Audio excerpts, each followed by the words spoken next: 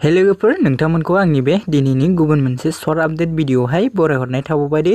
आसा खालामो नोंथांमोना भिडिअखौ जागायनायनिफ्राय जोबजासिम नायलांगोन होननानै। स' लोगोफोर आं दिनैहाय आपकामिं मिउजिक भिडिअनि सायावहायनो नोंथांमोननिसिम शेयार खालामनो होनना सानदों दे लोगोफोर। स' लोगोफोर नोंथांमोना बे भिडिअखौहाय बबे चेनेलनि गेजेरजोंहाय नुनो मोनगोन बेखौ मिथिनो थाखाय भिडिअखौ जागायनायनिफ्राय जोबजासिम नायलांबानो जाबाय दे लोगोफोर। ओमफ्राय लोगोफोर बे आपकामिं मिउजिक भिडिअनि टाइटेलानो जाहैबाय खाफालाव गैया दे लोगोफोर। स' लोगोफोर जों बे भिडिअखौहाय एसपि भिडिअ इउटुब चेनेलनि गेजेरजोंहायनो नुनो मोनगोन दे लोगोफोर।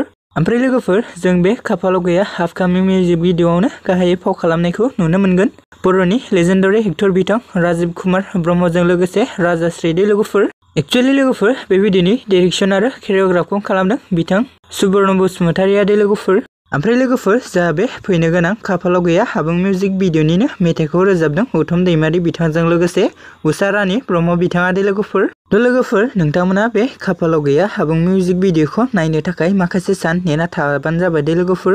ओमफ्राय लोगोफोर नोंथांमोना दानिफ्रायनो सोर बे मिउजिक भिडिअखौ नायनो थाखाय एक्साइटेड जाना दं कमेन्टनि गेजेरजों फोरमायहरबानो जाबाय दे लोगोफोर। ओमफ्राय लोगोफोर जों बे भिडिअखौ माखासे साननि गेजेरावहायनो नुनो मोनगोन दे। थ' लोगोफोर भिडिअखौ मोजां मोनदोंब्ला अन्नानै खनसे लाइक आरो चेनेलखौ साबस्क्राइब खालामना लाबानो जाबाय दे लोगोफोर।